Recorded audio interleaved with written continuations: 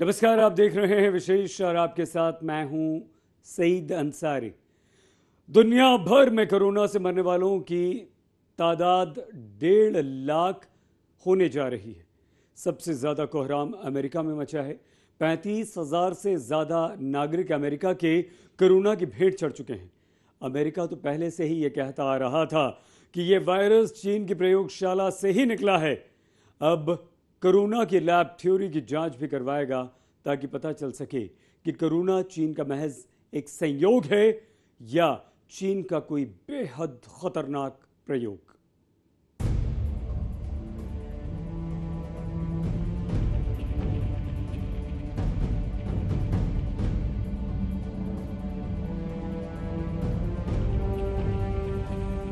जिस कोरोना का संक्रमण दुनिया में 22 लाख लोगों पर सीधे सीधे है, जिस वायरस से दुनिया के 1,48,000 लोग मौत के मुंह में समा गए,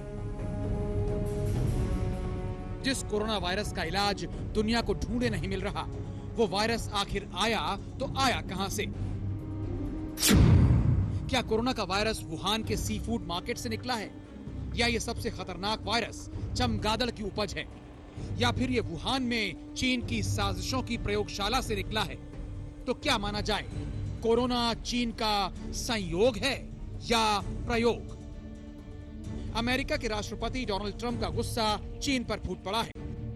Some countries that are in big trouble, and they're not reporting the facts, and that's up to them. All I know is we report the facts, and we're a country that's getting better. But we are doing a very thorough examination of this horrible situation. Talk to him about the laboratory. I just don't want to discuss it. जिस तरह America इसकी जांच करने की बात कर रहा है कि कोरोना वुहान की प्रयोगशाला से निकला है, उसके बाद सवाल यह भी उठता है कि क्या चीन इसको जैविक हथियार के रूप में इस्तेमाल करना चाहता था? इसका जवाब ढूंढने के लिए आप वुहान के वुहान इंस्टीट्यूट ऑफ वायरोलॉजी में चलिए।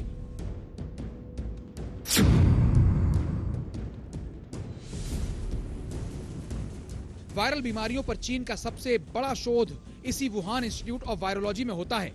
अब कोरोना को लेकर अमेरिका के आरोपों को सिलसिलेवार तरीके से समझिए। 2018 में अमेरिका के वैज्ञानिकों ने वुहान की वायरोलॉजी प्रयोगशाला का दौरा किया। उन वैज्ञानिकों ने रिपोर्ट पेश की कि प्रयोगशाला में सुरक्षा के पर्याप्त इंतजाम नहीं थे।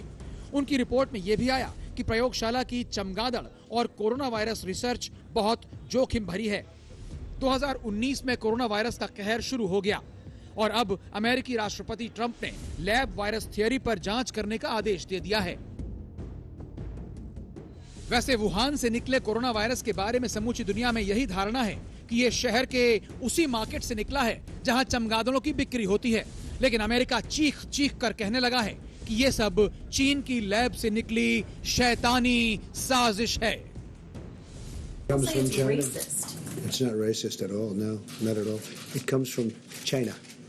That's why. It comes from China. I want to be accurate. This is a laboratory that contained highly contagious materials. We knew that. We knew that they were working on this program. Many countries have programs like this. We're doing a full investigation of everything we can to learn how it is the case that this virus got away, got out into the world, and now has created so much tragedy, so much death here in the United States and all around the world, at an enormous cost to the global economy as well. America अगर चीन पर इतना संगीन आरोप लगा रहा है, वहीं अमेरिकी मीडिया से ऐसी खबरें भी आ रही हैं कि चीन ने अमेरिका को टक्कर देने के लिए वुहान की प्रयोगशाला से इस खतरनाक वायरस को निकाला। चीन अमेरिका को अपनी ताकत दिखाना चाहता था कि वो कोरोना जैसे खतरनाक वायरस की न सिर्फ अमेरिका से ज्यादा अच्छे से पहचान कर सकता है, बल्कि उससे पूरी ताकत से निपट भी सकता है। यहाँ तक कि कोरोना का पेशेंट जीरो भी वुहान की उस रहस्यमय लैब में ही काम करता था। जब वो मरीज वुहान के मार्केट में गया तो वहां पर उससे वायरस फैला। अमेरिकी मीडिया में तो ये भी आ रहा है कि वुहान की उस मार्केट में चमगादड़ बिकते ही नहीं थे। चीन ने चमगादड़ वाली थियरी इसलिए फैलाई ताकि उसकी लैब थियरी पर उठते सवाल थम जाएं। It should be no surprise to you that we've taken a keen interest in that, and we've had a lot of intelligence take a hard look at that. And I would just say at this point, it's inconclusive, although the weight of evidence seems to indicate natural. But we don't know for certain. America की जांच से जो भी निकले, लेकिन ये virus मानवता के लिए 21वीं सदी का सबसे भीषण खतरा है। आज तक ब्यूरो। चीन के जिस वुहान से कोरोना का जहर निकला और पूरी दुनिया में फैल गया, वहाँ की वायरोलॉजी लैब में चमगादड़ों पर काफ़ी पहले से रिसर्च चल रही थी। पहले सार्स वायरस और फिर कोरोना को लेकर, लेकिन अमेरिका ने कोरोना को चीन के लैब से निकला वायरस बताया तो चीन की सफाई भी आ गई। कोरोना महज संयोग है, उसका कोई प्रयोग नहीं।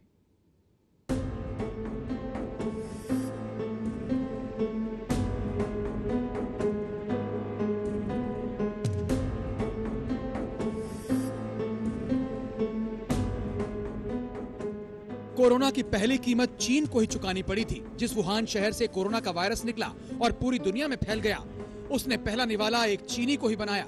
इसके बाद ये वायरस जंगल में लगी आग की तरह फैल गया। इस पर चीन ने कहा कि ये वायरस चमगादड़ से इंसान में आया, लेकिन द एपोक टाइम्स ने अपनी एक डॉक्यूमेंट्री में बताया कि ये वायरस वुहान के उस मार्केट से तो बिल्कुल नहीं आया है जहां चमगादड़ और दूसरे जीवों के मांस की खरीद बिक्री होती है। About 14 patients not related to Huanan Seafood Market at all. That clearly means another source of outbreak.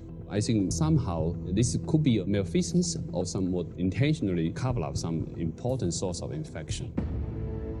18 साल पहले चीन पर सार्स को फैलाने का आरोप लगा था, इस बार कोरोना वायरस का, और इसमें नाम आ रहा है लैब की एक सीनियर रिसर्चर का, जिसको अमेरिका ने बैट वुमेन का नाम दिया है। वुहान इंस्टीट्यूट ऑफ वायरोलॉजी में शी जेंगली चमगादड़ से जुड़े वायरस पर काम करती हैं। 2005 में इन्होंने बताया था कि सार्स भी चमगादड़ से निकला वायरस था। तभी से इनकी टीम चमगादड़ में कोरोना वायरस पर रिसर्च कर रही थी। इसके लिए यूनान गुफा में 5 साल तक शी ने 4 तरह के चमगादड़ों के सैंपल इकट्ठे किए। 2017 में इन्होंने इस पर रिपोर्ट पेश की थी और अब इनकी टीम ने ऐलान किया है कि वो वायरस 96% वुहान वायरस से मिलता है, जिससे दुनिया परेशान है। अपने देश में 3 अलग अलग किस्म के ये विषाणु आए हुए हैं। ये विषाणु की 3 प्रजातियां ABC हमको दिखाई देती है। प्रजातियां बदल भी जाए तो भी उससे दवा के ऊपर असर होना ये बहुत मुश्किल है। लेकिन अगर वैक्सीन निकलना है और समझ लीजिए हमारे यहाँ जो टाइप इस्टेब्लिश होगा फाइनली, उसमें जल्दी म्यूटेशंस अगर होते हैं तो वैक्सीन पे थोड़ा असर पड़ने का चांस होता है। दुनिया में फैले कोरोना का एपिसेंटर तो वुहान ही है, लेकिन उस वुहान में लोगों के मरने वालों की संख्या भी चीन ने दबा कर रखी।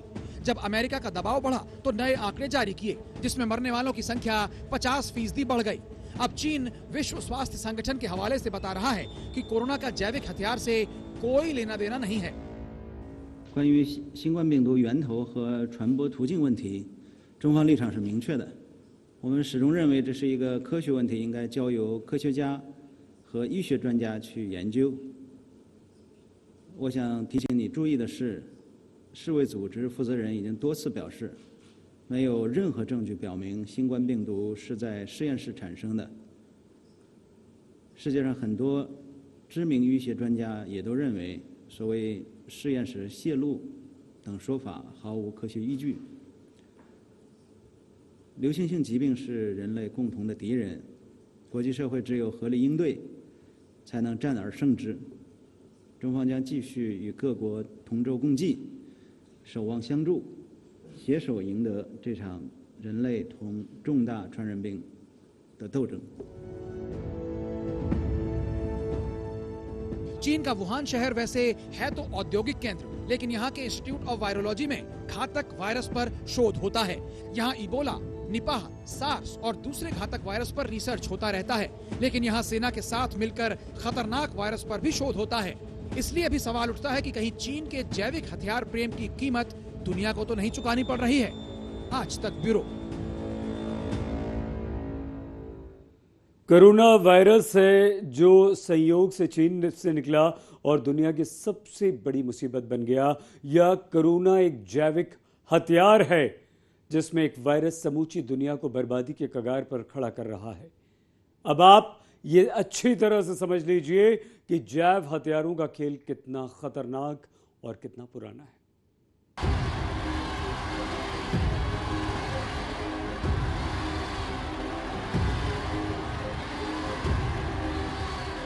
106 साल पहले जब पहला विश्व युद्ध शुरू हुआ तो उसमें पहली बार बड़े स्तर पर जैव हथियारों का इस्तेमाल हुआ।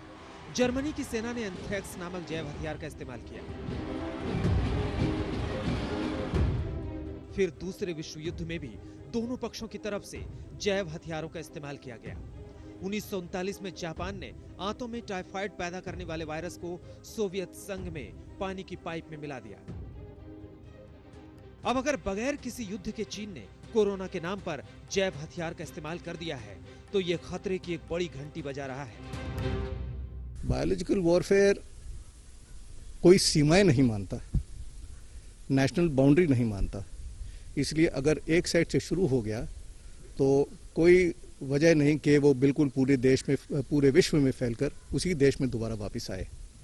इसीलिए इसका उपयोग अभी तक कहीं भी साबित नहीं हुआ है मॉडर्न 21st सेंचुरी में कि किसी देश ने इसका इस्तेमाल किया है। परमाणु हथियारों और रासायनिक हथियारों की तरह ही जैव हथियारों से बचने के लिए दुनिया ने एक संधि की थी। 26 मार्च 1975 को biological and toxin weapons convention यानी BWC नाम से एक संधि हुई। इसमें दुनिया के तमाम देशों ने तय किया कि वो जैव हथियारों के विकास, उत्पादन और भंडारण को पूरी तरह से रोकेंगे। लेकिन जैव हथियार पर इस संधि की धज्जियां उड़ती रही, इसलिए कोरोना को लेकर भी शक की एक गुंजाइश बनी हुई है।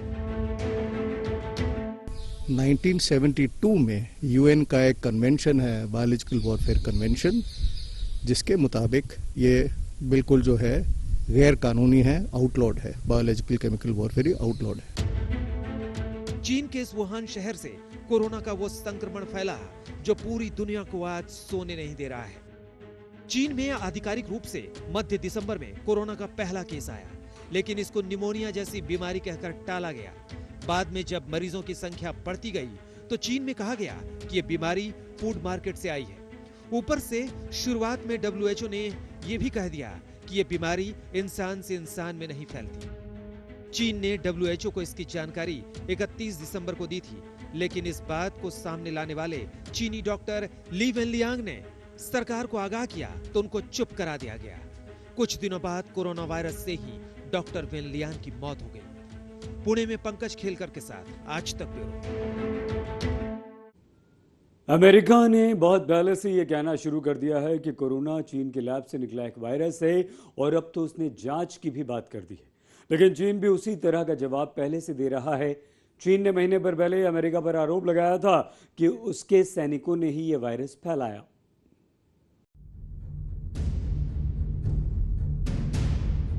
कोरोना का वायरस कुछ अनसुलझे सवालों में बंधा है। चीन का कहना है कि पिछले साल वर्ल्ड मिलिट्री गेम्स में अमेरिका ने भी अपने सैनिक एथलीटों की लंबी चौड़ी टीम भेजी थी, जो अक्टूबर में वुहान में ही हुए थे। जिस जगह अमेरिकी टीम ठहरी थी वो वुहान के सी फूड मार्केट के पास ही है। चीनी मीडिया में यह बात लंबे समय से फैलती रही कि अमेरिका से आए फौजियों ने ही चीन में इस वायरस को प्लांट किया था। चीनी विदेश मंत्रालय के प्रवक्ता झाओ लिजियान ने 12 मार्च को ट्वीट किया था, वुहान में इस महामारी को अमेरिकी आर्मी ही ले आई होगी। पारदर्शी बनिए, अपने आंकड़े सार्वजनिक कीजिए, अमेरिका हमसे सफाई चाहता है। जब कोरोना का असर चीन में फैलना शुरू हुआ था और तमाम विशेषज्ञ इसे चमगादड़ से फैली महामारी बता रहे थे, तभी अमेरिका ने कहा था कि संभव है ये वायरस चीन की वुहान लैब से फैला हो। आज तक ब्यूरो।